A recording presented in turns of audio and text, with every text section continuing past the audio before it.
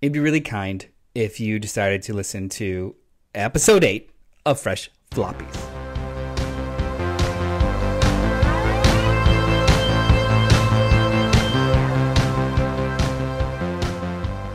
Look at you. You are kind. You stuck around. Welcome to Fresh Floppies. I'll tell you real quick what we're doing. We're talking about today's Wednesday, this week's new releases that you're going to find at your local comic shop. What is a floppy? A floppy is a single issue that comes out generally monthly. They're floppies because they flop a lot, as opposed to a graphic novel. They don't. Not everyone calls them floppies. No. They could also be single issues, periodicals. Spinner Rack Specials was last week, I think it was. Issues. Issues. Yeah. If you want to sound hoity. And toity. Hoity and toity. Yeah. I like things hoit and tweet. Yeah. Comic books, man. It's the lost art of sequential storytelling in single issue format, as opposed to the collected editions that you'll see on any freaking bookshelf in Barnes and Noble. And we are not going to be spoiling anything, so that we won't ruin your reading experience. But maybe you'll come away with it learning a little bit something, and maybe having a recommendation or two for when you arrive at the comic shop. Yeah, speaking of, there's going to be something that we talk about a little later today that isn't even in the comic shops yet. Yeah. And maybe you've got enough time to be like, hey, put this on my local list. Retailer, put this on my list. Yeah. And then they'll be like, you don't have a list, and be like, I want to make one. Yeah. Yeah. It's the whole thing. It's the whole thing. Yeah. It's a process, and we enjoy it. But at the beginning of this process, what book would you like to talk about first? I'm going to tell you what it is. It's Guardians of the Galaxy #1 from Marvel Comics, and it is a brand new reboot. Everyone knows the Guardians because of their blockbuster films. This issue is written by Colin Kelly and Jackson Lansing, with art by Kev Walker. First off the bat, presentation. Cover, very nice. It looks like it's by, what's his nuts? Who does all the Daredevil covers these days? Marco Cicchetto. He's wonderful. And you'll notice that it has a distinct Western style. Mm-hmm. All of their garb is like Western. It's like Western by way of the Matrix. Yeah, it is a steampunk Western. Yeah. What did you think of Guardians of the Galaxy, Juan? Well, first of all, hold on. Shut up. Don't answer that question. Did you read the previous Guardians? I did. Okay. Does it lead into this? This feels like you could just jump right in.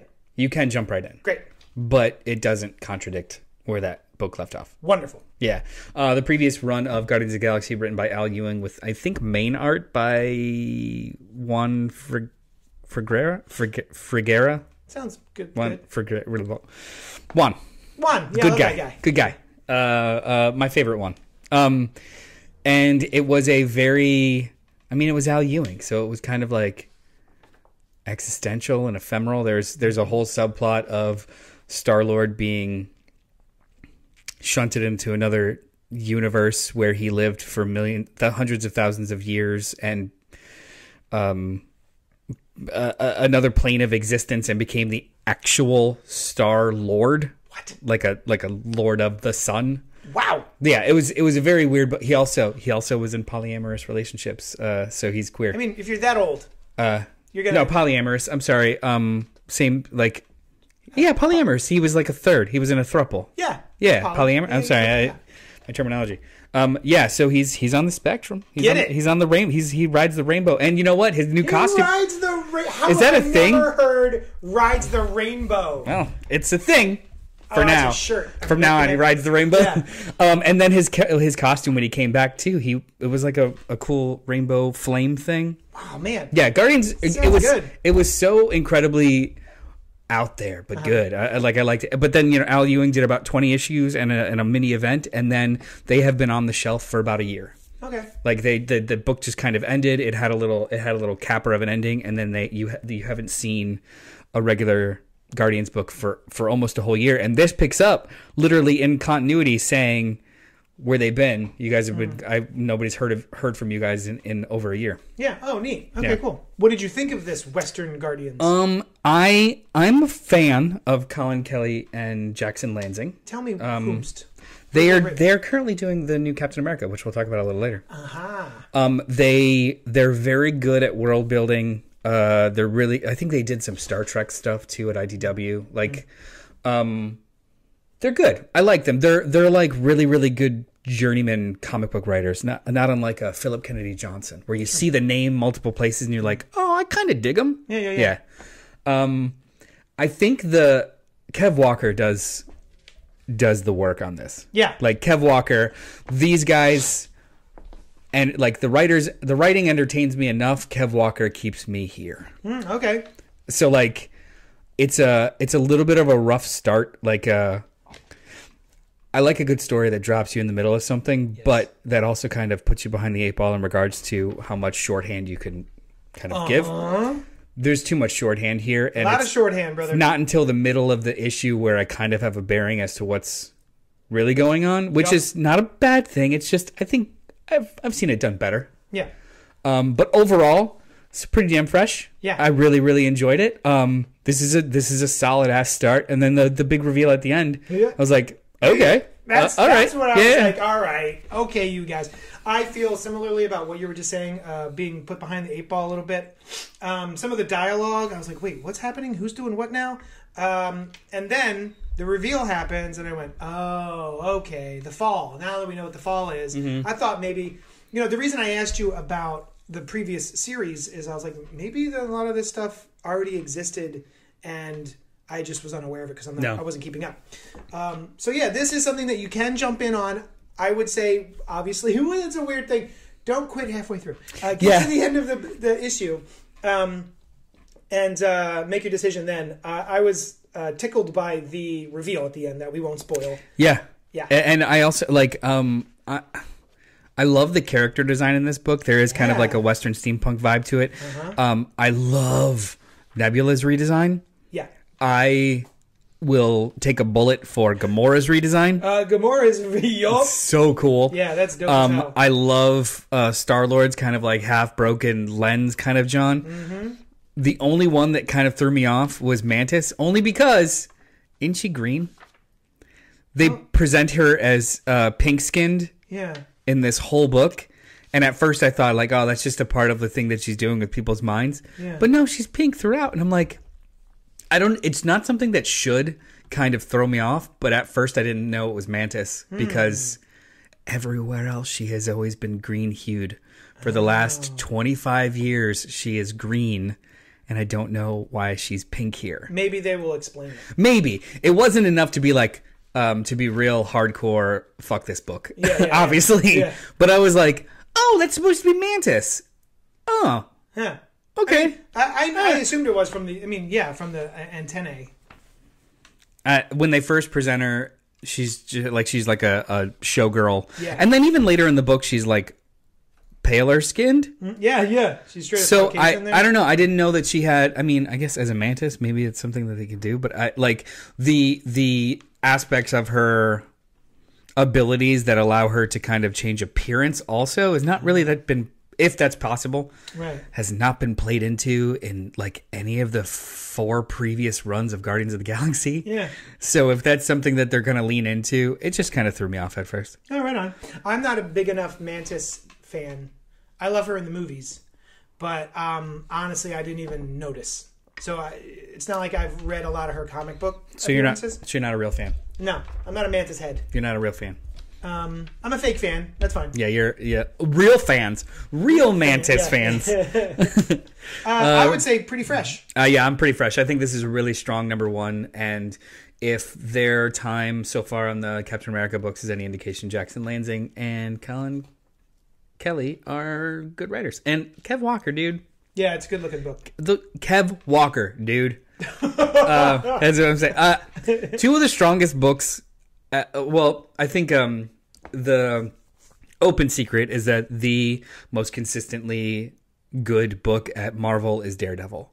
But I think 2 runners up are Guardians and Doctor Strange. Oh. Because both are like never in the conversation, but usually always have really strong runs. Like, if you talk about Guardians, you had Abnett and Lanning, Bendis, which I did think was pretty fun. Al Ewing, Donny Cates, now these guys, like they're always runs that are like really strong and fun and play around, but no one talks about yeah. them. Same with Doctor Strange with, Jason Aaron, Donny McKay. Cates, Mark Waid. Oh, yeah. Yeah. Right on. But yeah, good book. Speaking of them two, Lansings and Kellys.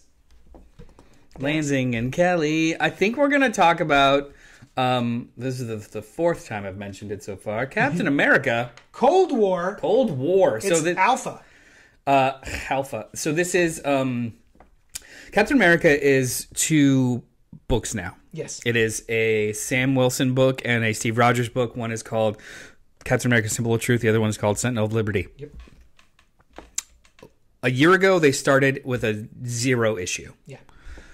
All creative teams worked on it. It's Kelly Lansing, and I'm genuinely looking for the name of the third writer. Here it is. Toshi Onyebuki. Onyebuki. Yeah. He is writing Symbol of Truth.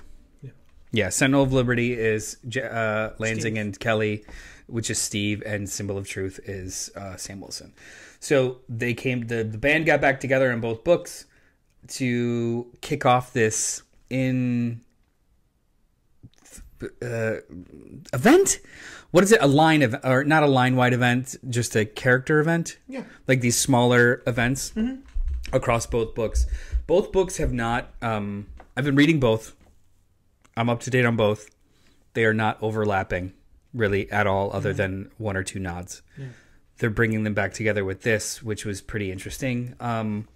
As a reader of both books, because I'm going to ask you, as a reader of no books, what'd you think? But as a reader of both books, this is fine. As a reader of neither of the books, this was fine. I don't like the art. The art. Oh my god, I do not like the art. And I've read Carlos Magno's art before. I've seen his art before. I think on some Star Wars stuff, and I liked it better there than here. Yeah. He makes everyone look. It's like it's as though the artist is channeling like Steve Epting, but poorly. Steve Epting meets Steve McNiven. Yeah, because Epting has a really specific coloring style, and this is much glossier, so it makes everyone kind of look strained at all times. Yeah. I don't love it. Everyone looks a lot wider too. Like Ian, the return of Ian Nomad, Steve's son from Dimension Z. Yep. Which is a run of Captain America I actually really dig. Yeah, I did not read it. I read the first issue and gave up. Returns, and I think he's supposed to be early 20s. He looks 48. Yeah, he's an older guy. A lot of extraneous lines this artist used, for sure. Story-wise, it's a lot of setup. I do appreciate that this run of Captain America, previously in both sets, both books, they've been bringing back other stuff from Captain America runs. So they mentioned they brought back a couple of elements of Brubaker's run and a couple elements of Mark Waid's run. But now it seems as though they're digging really hard into Rick Remender's run.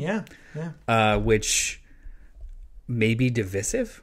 We'll see how it turns out. Yeah, it wasn't one of the most beloved runs. I thought it was fun because I don't know. I like it when maybe Guardians will be like this, but I like it when a new creative team comes in, switches it up a bit. Yeah. So after 7 or 8 years of full on espionage, it was like we're gonna go to Dimension Z and fight mutates with Arnim Zola as a god. Like okay, yeah. So I like that this is trying to make sense of all of it. But I do like when a writer comes in and pulls from previous runs. Yeah. Like I know what all of this stuff is coming from because I've dipped in and out of Cap for years and years, but I've never stuck with him. I know because of what you told me about the 2 Cap books. It's always been on the back of my mind. I'm like, oh, I should catch up on those Captain books. And I just haven't gotten around to it. Especially when we find out about the backgrounds. You were telling me about the backgrounds of, I think, Steve's book. Yeah. About the 5-pointed star or whatever it is. So circle, outer circle. They're creating this whole new status quo of the Circle, which is a group of very, very rich, controlling people that have been manipulating everything since the First World War. Yeah. Steve Rogers was supposed to be the center of the circle, their main weapon. Yeah. When he didn't play along, they decided to create 5 other star points, which is if you separate a star into 5 points. And throughout the last 200 years, there have been specific star points, one of which is the Winter Soldier. Oh. Another star point is Dryad, which is Peggy. Oh. Another star point is this new character called Redacted, which is an AI kind of really cool robot. And I think Destroyer was a star point. But either way, they're revealing these star points, and then the main thrust of the book is the circle. The circle are named after aspects of... just aspects. One is called power, one is called revolution, one is called technology, something like that. Either way, that's just like 4 main chairs. The only way to get on the group is to kill one. Yeah. And in the Captain America book, Bucky decides to try and take them all down from inside, kills Revolution, and becomes the new Revolution. Yeah. So the thrust of the book now is Steve trying to save his friend who has, air quotes, fallen, and he's now a part of... He's a bad guy trying to kill him from the inside. Yeah. Which is fine. But apparently his new plan now has to take all Captain's America off the board. So this is... it's fine. It's fine. I can't imagine this being a really good entry point for anybody that's not reading the other books. Right. Yeah, at all. Yeah. So, it's cool if you're reading at least one of the books. If you're not... Nothing about this one shot really does the job of getting you on board. Yeah. It makes me wish that I had read up to this point. That's a positive. Yeah. If anything, it's at least interesting enough. It's a recap. Yeah. Maybe the perfect audience for this book is I'm only reading one of the Cap books, and now I want to read the other one. Right. But I can't see somebody completely ignorant to both books having a footing here at all. Yeah. Because even... the scene it starts at, it's villain from book 1 and villain from book 2 mid-conversation. Oh. So it's like, huh? White Wolf. Yeah, White Wolf, which I don't know anything about. Me neither. He's T'Challa's brother? Yeah, sort of, I guess. Trained to be a replacement of the Black Panther or something like that. Yeah. I don't know anything about him, but he does speak of his twin, his brother. I'm like, okay. I couldn't tell if that was like a literal brother or just a spiritual brother. Yeah, no clue. I mean, maybe Wikipedia will tell me after the show, but as of right now, it's just like, oh, cool, okay. Bucky has a metal arm. Mm-hmm. Has it always been this, cybernetic, it can become anything? No, that is the technology. T-1000? That's the technology of the Redacted, which is this so malleable android, and he has the technology in his arm now. Oh, cool. Yeah. Cool. Okay, cool. But yeah, this isn't bad. I like the conversations that are happening between Steve and his son. I like that Peggy is a bad guy now. That's new to me. Yeah, they reveal at the end of issue 12 of... Sentinel of Liberty that she is a star point. Yeah. Also, very early on, there was kind of like shady conversations between her and Bucky before he enacted his plan. They are strong books, and I like this issue, Save the Art. But I think the pillar of these Omega issues or these one shots that kind of supposed to lead you into an event is Sinestro Corps War #1. Oh. That was, I wasn't reading any Green Lantern. Yeah. I read that and I was like, I seem to be missing the party, and now I must read all Green Lantern. Yeah. This is not that. No. This is, I'm recapping 2 books for you. Mm-hmm. Do you want to play? Yeah. It's not as confident. It's not as aggressively engaging. It's just a bit of a recap, and that's I think that's good enough. That's fresh enough for me. Nice. I also like that Misty and Sam are together. That's kind of cool. Yeah, that's been happening in Sam's book. Yeah, that's cool. All right, well, I would say it's fresh enough. Yeah, fresh enough. Next up, what do you got? You got a book I didn't read. I'm going to talk about a book called Seasons Have Teeth #1 by Boom Studios. Written by Dan Waters, with art by Sebastian Cabrol. I read this. Step 1. I liked it. Okay. I don't know what it's about. Oh, no. I think. Is that good? You liked it? Maybe. Okay. So the art is wonderful. The structure of the story is great. But I don't know what's going on. So, like, the seasons literally have teeth. Okay. This is a photojournalist, old in age, maybe like in his 60s, maybe 70s.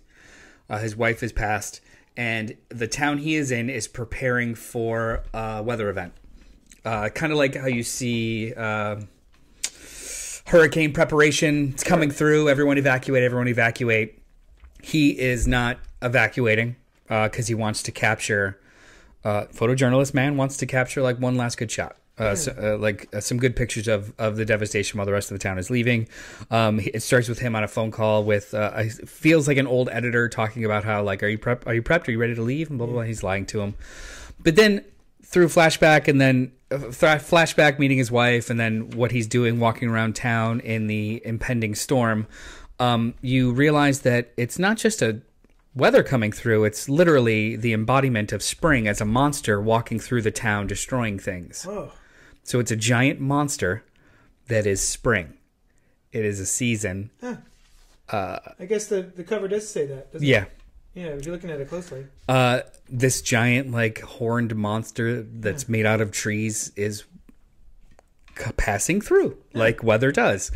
And the story is him, while reminiscing, kind of getting knocked out and missing his opportunity to take a picture. And does he get a picture and blah, blah, blah. And it just kind of ends like a one-shot. But this is not a one-shot. So it was very interesting. Like, the concept of seasons being entities that are not malicious or kind, just big old entities that could ruin you is cool. But I don't know where the story's going. Yeah. Because, like, he doesn't get killed, but I don't know. It was interesting. Okay. It's a solid horror book. Mm-hmm. But it's a lot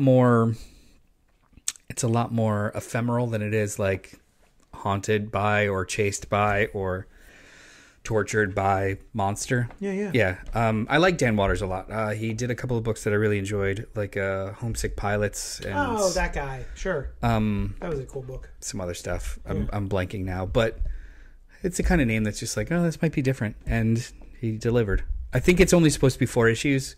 Love it for the seasons. But yeah, I was surprised. This is a cool blind buy. Anybody who hasn't read Homesick Pilots, it's punk rock plus haunted house. And maybe the haunted house is its own character. Yeah. That sounds cool. The seasons have teeth. Yeah, it's if each one of these issues ends as each one of these issues, if it ends up being almost like a short story about his interaction with the season. Yeah.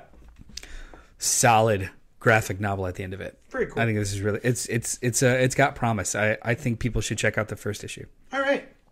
I'm going to check it out. Yeah, never heard the artist before and loved it. Thought it was great. World Tree. It's w0rldtr33. But wait. I thought that this didn't come out until April 26th at your local comic shop. Uh-huh. How are we going to talk about it, JD? Without spoiling it, I guess? No, you can't. It's not available yet. Yeah. Listen. Have your local comic shop order it. It's good. So this book was supposed to come out this week. Yeah. There was a printing error. I don't know what the printing error was. Covers A and D were overprinted, as in dark. This is cover B we're looking at. So they asked retailers to hold off on selling any copies until all of them are available. Gotcha. So my favorite shop, Johnny Destructo's Hero Complex, located where? 4327 Main Street. Provided us copies to read and review. Yeah. With the caveat of knowing that this will not be available till April 26th at your local retail store. However, if you think it sounds interesting after we talk about it, let your shop know. Yeah. And get you a copy. Yeah. What'd you think of it, JD? I love James Tynion. First of all, it's Tynion? I don't know. James Tynion. The fourth. And with art by Blanco. let's see. I did not prepare this. Where is his... Oh, man, you're going to make me flip to the end of the book to find the artist? Fernando Blanco. That's what I said. And he's does some good horror stuff. He's actually one of my favorite comic book horror writers right now. He does Something Is Killing the Children. Oh, he did The Closet. I thought you meant Fernando Blanco. Like, what else is he doing? Yeah, you're right. I'm sorry. That's my bad. But this is another James Tynion jam that I'm actually quite into. I don't know how to describe the book without spoiling the book. I will say it seems to have something to do with the evils of technology and how it may or may not affect one's mental state. There was what was that? Stephen King had actually done a book about that. Cell. I liked it a lot. I'm 100% going to read this entire book or series. I'm stoked. What did you think of it? I will attempt to talk about it. I don't like the name. I will. Now World Tree. w0rldtr33. Yeah, I don't like that. It is the weaponization. It's creepypasta. It's the weaponization of technology. But imagine some entity living on the internet. Yeah. Is that the Bagul? Yeah, right. The Bagul? He lives in photographs, I guess. Oh yeah, that's right. Sinister, right? Yeah. I did like to say Bagul. So yeah, similar, something like that. This mysterious, omnipotent force that may or may not be influencing people to do shit. Yeah. And then whatever apparatus is designed around it in regards to 4chan, 8chan, message forums, evil people being evil. Which is a really, really fascinating and ripe place to tell a story. I am apprehensive. Oh, do you apprehend? Why? I've been reading all his other stuff.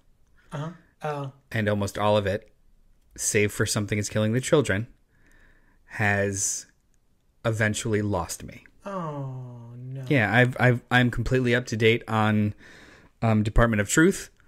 And he introduces amazingly good ideas, and then just kind of hangs out for a little bit and loses momentum, and things just take on long, and or doesn't really end, or I don't know. I'm having trouble with the pacing of his stories mostly. So as much as I enjoyed this first issue, I would be apprehensive of... I'm going to give this a very fresh, because this is a damn good first issue. Yeah. But, I don't know, burn me once, twice, 3 times, milady. I don't know. Yeah. I just, his stuff, as good as it is, it's wearing on me a little bit. Okay. Yeah, I didn't enjoy Nightmare Country. I didn't enjoy the back half of, Nice House on the Lake. I didn't enjoy... Oh, did you finish it? I got up to 10. Oh. I mean, is 11 and 12 going to change my mind? Maybe.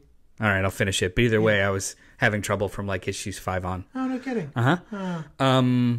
Fair. Department of Truth, I read all of it, and it's like 1 out of 5 issues was fantastic that kept you going. Yeah, we were talking about that book at one point. I was just like... I think I'm going to drop it, but I'll read this last one. And then that one was so good. And then 3 or 4 issues of like, I think I'm going to drop it. I'm not really enjoying it. And then one is... So like, he's got this like really, really interesting way of pacing his stories that just doesn't really jive with me. It's one of those, I feel similarly to M. Night Shyamalan. Oh. On paper, awesome, amazing. But just the way that he tells stories sometimes grates on me more than it does like... Oh, I get that. Engage me. Yeah. But... he's great at what he does. It just might not be always for me. I would agree that he needs to start doing 12-issue maxi series. Tom King. The Tom King problem, right? King it, man. He needs to, if you let him go too long, then he, peaks and valleys. Start spinning wheels. Yeah. Lose a story focus. Yeah, absolutely. Yeah. I don't feel that as much with Tynion. But again, I haven't read all of Department of Truth, so I haven't gotten up to where you are. 27 issues, and it's still Act 1 just ended. Ah, jeez. So I'm like, I'm out. Yeah, understandable. But this is a banger of a first issue. I really like this, and it makes me very excited to read issue 2. So I'm definitely on board for this. If you guys like internet horror, I don't know what to call it. I guess creepypasta. Yeah, definitely check this out. Yeah, and it does. It plays along. It plays with social media really well. It plays with just the fear of technology really, really well. And it also, so there's a point midway through the story that it harkens back on old school internet culture. Yes. That I thought was awesome. The 90s? Yeah. Yeah. I'm like, yeah. I love the conflict between the two, like, you know, how we used to treat technology and or those that were embedded in it versus now, which is just, it's inescapable. Yep. And if that becomes the major thrust of the conflict of this book, yeah, I'm down. But if it just is a spinning wheel of the creepiness of people on the internet, then I might get bored. Right on. This artist reminds me a lot of Steve Pugh. Yeah. Oh, the character design of, like, I guess the main lady or the avatar of evil whoever internet. She is, yeah. Whoever she is. With the tattoos. And she's nude the whole time. Yeah. Is just very captivating. Yeah. Very frightening. Very eerie. Dialogueless. It is banger character design. Yeah. Like, really, really good. That draws you in. Yeah. It's a very rated R book, by the way. Oh, yes. Yeah. There is a woman who is just only nude the entire time. But yeah, this was great. I really like this. It is a strong first issue. Like, really strong first issue. I highly recommend it. Go to your local comic shop and tell them, hey, put World Tree on my list. This is as much as I feel bad having constructive criticism because it just sounds like I poop on it. But this gets an arc. This is This is good. Good. This is a really strong book. Awesome. Is there anything else coming out this week that you're all like, it might be kind of cool? I can't wait to read it. So I mean, I'll start. Okay. I always forget that question. Danger Street issue 5 comes out. Tom King and Jorge Fornes. Oh, Nemesis. Nemesis number 4. I'm up to date on it, and it's a book. I'm still not sure what's going on. Yeah. Maniac of New York number 2. Don't Call It a Comeback. Clear number 3. Clear number 2. Clear. Yeah. That's what I'm looking forward to. Scott Snyder's Clear. What else do we Loved have issue over 1. here? Radiant Black number 23. 24 is the start of, like, apparently some big arc. This is just a lot of table setting. We have reached the point of Radiant Black where it is no longer accessible. Oh, no! Well, yeah, that makes sense. 24 issues in. 23 issues in. It's not bad. And it's now too complicated to jump in. Okay. Fair warning. Start with number 1. One of my favorite superhero books on the shelf right now. For a very long time, it was like, just pick it up, have a ball. It has now reached the tipping point of accessibility. Yeah. Go to the first trade. Yeah. Yeah. Which I highly recommend. The first trade is great. Yeah. You'll be just as hooked, but yeah. Sort of. Ooh, follow up. I don't know if I told you this. I'll tell you on mic. I finally listened to episode 1 of No One. Uh-huh. Oh my God. Tell the people. Oh my God. So the new Radiant or Massive Verse book, No One, that's No/1, came out a couple weeks ago. Issue 2, I think, comes out at the end of this month. It is a procedural thriller about a mysterious killer and social justice warrior that goes by the moniker of No One. And the perspective is of a investigative journalist and her editor. Yeah. In the story, in the comic book, they talk about having to create new media to meet people where they are, and they keep pressing her to do this podcast. And she's like, that's not the kind of person, that's not the kind of journalist I am. And they're like, you're going to do it. Yeah. So it's a part of the story doing this podcast. They actually developed a 10-episode podcast in the style of Serial. God damn it. That goes along with the book. And each episode drops when each issue drops. Yeah. I read the first issue of the book a couple weeks later, or about a week later, listened to the podcast. It is so well done. It's insane. Like it is Serial of like interviews and like a low voice telling you like this person and that person and the history of that person. All I could think of was how complicated it must be to kind of put together. So like the creators of the book had to like write all this stuff. Yeah. They got Rachel Lee Cook to be the photojournalist. Wow. The only thing that pulled me out The 90s. was Patton Oswalt played the editor. And it's like, well, that's Patton Oswalt's voice. Yeah. But after a while, you're just like, it doesn't matter. Cool. And this in the story, the bad guy / social justice warrior is sending messages to the police with like garbled voice. They play those news broadcasts that happened at the time. Like the whole first episode is recapping the murders that they're talking about in the book. Yeah. So it is like the first episode of a crime doc. I can't tell you how cool that. I'm a sucker for this. It's done so well, and it's such a good idea. I feel stupid that no one else has come up with it before. Right. It's awesome. All right, and this is part of the Radiant Black massive verse. You can just this is all on its own. I'm shaking my head because so far there are literally no connections to the massive verse stuff, which honestly almost all the books have their own kind of vibe. The only ones that anything that says Radiant before it, those books are connected. So Radiant Black, Radiant Pink, Radiant Red, those are connected. The Rogue Sun, the Dead Lucky, Inferno Girl Red, and No One just so happen to be in the same universe. They are not. There's no plot points that are directly connected so far to the main book to the point where you're like, what happened? Yeah. Like, no. They're super standalone. I'm so excited about No One. I'm going to go, give me your copy. I want to read it. I don't even know where it is. I'll find it. I am very excited. I think that is the coolest thing ever. It's super good. We're guarantee we're going to talk about it when it comes out on Fresh Floppies. Yeah. All right. But anyway. That's it. That's all of them. That's all the books. Go to your comic shop. Start a subscription list. It helps comic shops know what to order for their shop. It helps you stay up to date. We've never talked about that. You know how when I'm in the shop working the counter, you know how many times I have to explain to people how subscriptions work? Guys, get a pull box. Hey, local comic shop, I want to start reading World Tree. Can I start up a subscription for that? It's generally a free service that we provide, and that helps us to know, I will need to order this many copies of World Tree because I know these many people will be by to pick them up. Yeah. So, it really helps out your local comic shop. So go do that. And also, secondly, just as important, pick up your subscriptions. Don't go make a subscription and then ghost.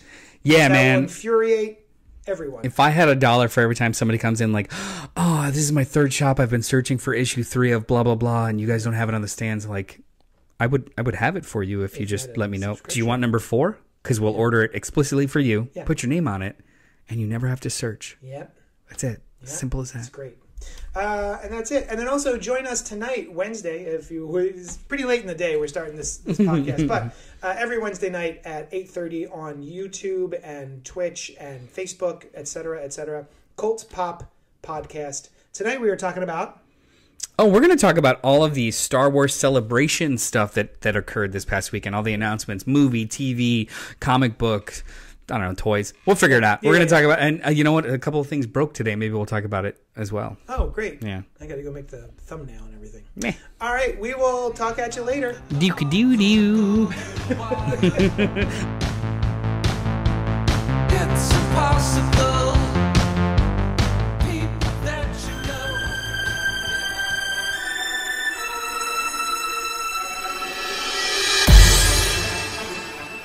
Thank you for listening to the Cult Pop Network, home to podcasts, live shows, and a whole lot of fun stuff for every flavor of fan.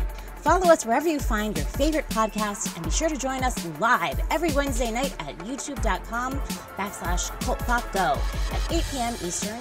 While you're there, be sure to subscribe to the channel and hit the bell icon so you'll know when we drop new Thunder Rounds and episodes of Fresh Floppies, a spoiler-free show about single-issue comics released each week.